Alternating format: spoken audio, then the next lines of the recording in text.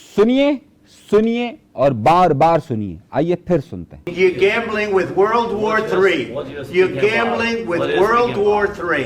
क्या वाकई में जो इस वक्त बड़ी बात कही जा रही है कि दुनिया तीसरी आलमी जंग की तरफ बढ़ रही है, और ट्रंप ने जिस बात पर बार बार जोर देते हुए ये कहा कि तीसरी आलमी जंग की तरफ जा रहे हैं, तीसरी आलमी जंग की तरफ जा रहे हैं, ये मामला इस वक्त पूरी दुनिया के अंदर ज़ेरे बहस आया हुआ है। और क्या वाकई में तीसरी आलमी जंग की तरफ बढ़ा जा रहा है या नहीं बढ़ा जा रहा है?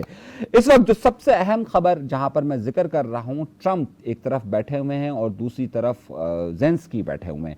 रूस के हवाले से एक बड़ा अहम मामला सामने आ रहा है, लेकिन उससे पहले कि मैं आपको तफसीलात बताऊं, एक छोटी सी बात कि आपको ये बात मालूम होनी चाहिए कि जिस शख्स को ट्रंप बेइज्जती कर रहा है, यानी कि ज़ेलेंस्की को, उसे कमज़ोर आदमी तस्वुर नहीं किया जा रहा। इस वक्त रूस और यूक्रेन के बहरान में एक शिद्दत आ चुकी है, और उस शिद्दत में की वजह अमेरिका है। वो अमेरिका के जिसने यूक्रेन की भरपूर मदद की, और ये वही जंग है कि जिसके वक्त आपको याद होगा कि शुरू के पहले दिन ही यूक्रेन के सदर को बुलाया गया ख़ास तौर पर, और बुलाने के बाद जब वहाँ पर सामने अमेरिकी सदर और उनके नायब मौजूद थे और मीडिया मौजूद था, तो यूक्रेन के सदर ज़ेलेंस्की की बड़ी बेइज्जती की गई।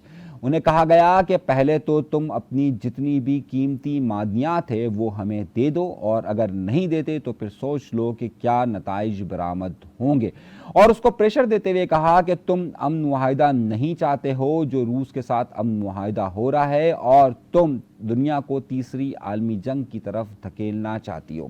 इस बयान को छोटा मत समझिए, इस बयान की छोटा में होने की वजह को आप मत समझिए। उसकी वजह यह है कि ज़ेलेंस्की का एक यहूदी ख़ानदान से ताल्लुक़ है, वो यूक्रेन के एक मजबूत यहूदी ख़ानदान से ताल्लुक़ रखता है, और इजराइल ने इस पूरे बहरान के अंदर यूक्रेन की भरपूर मदद की है। जहाँ यूक्रेन की भरपूर मदद इस वक्त इजराइल ने और अमेरिका ने की थी, वहीं पर इसकी भरपूर मदद यूरोप ने भी की थी। अमेरिका के इस रवैये के बाद यूरोप के तकरीबन तमाम बड़े ममालिक ने ज़ेलेंस्की को अपने पास बुलाया, और अपने पास बुलाकर ये बात कही कि हम आपके साथ भरपूर तौर पर खड़े हुए हैं। यहाँ तक कि बरतानवी वज़ीर आज़म ने 1.6 बिलियन डॉलर, 1.6 अरब डॉलर की फौजी इमदाद का भी फौरी तौर पर ऐलान कर दिया।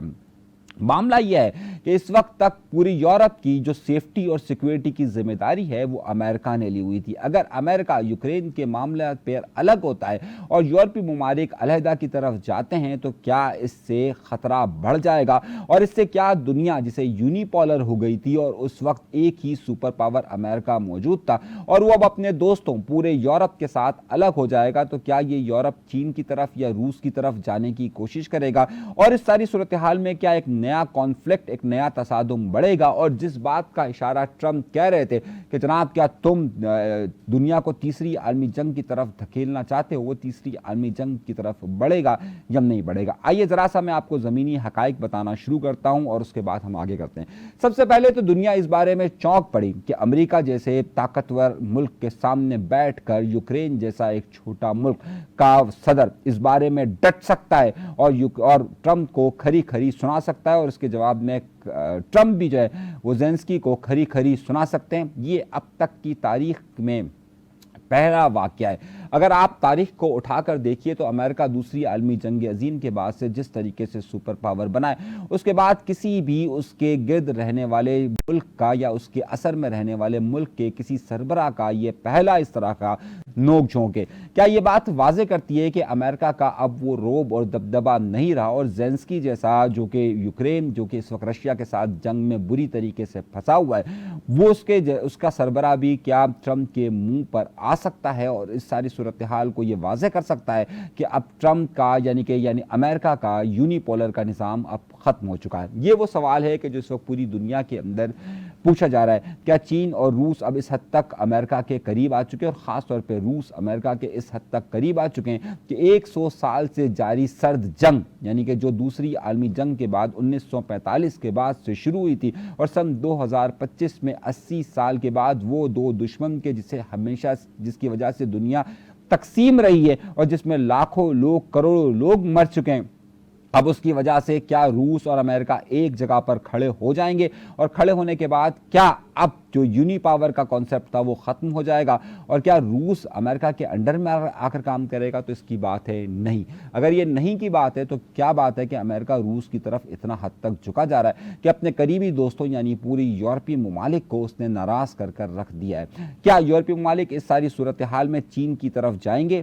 ہرگز نہیں جائیں گے۔ کیوں نہیں جائیں گے؟ کیونکہ اگر امریکہ روس کے ساتھ دوستی کرتا ہے تو کیا امریکہ اور روس مل کر چین کا راستہ روکنے کی کوشش کریں گے؟ اور روس اور چین جس کے درمیان ایک دیرینہ دوستی کی تاریخ موجود ہے، اس تاریخ کو پس پش ڈالتے ہوئے کیا یہ اس طرف جایا جائے گا کہ روس اب چین کے مخالفت میں کوئی قدم اٹھائے گا اور امریکہ کی حمایت میں کوئی قدم اٹھائے گا؟ تو اس کا جواب بھی ہے نہیں۔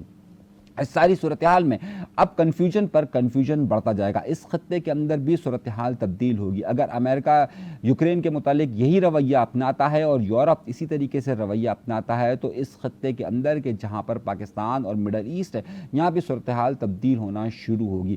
ابھی تک شاید پاکستان ٹرمپ کی نظر میں اس طریقے سے نہیں آیا کیونکہ پاکستان کو تو صرف $1 ارب چاہیے ہوتا ہے تاکہ اگر IMF دے دے تو بہت بڑی بات ہوتا ہے، لیکن برابر میں جو افغانستان کا ملک ہے اس پر اب ٹرمپ کی نظر آ چکی ہے اور تقریباً اس نے $70 ارب کی اپنی جو چیزیں ہیں اس کا دعویٰ کیا ہے کہ جناب طالبان اس کو واپس کریں۔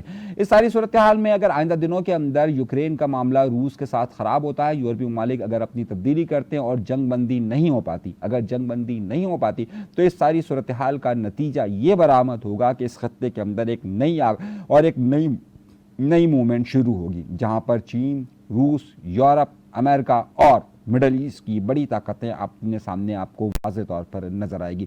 کیا دنیا واقعی میں تیسری عالمی جنگ کی طرف جا رہی ہے؟ اتنی زیادہ تقسیم کے بعد اس وقت دنیا تیسری عالمی جنگ کی طرف نہیں بڑھ سکتی ہے۔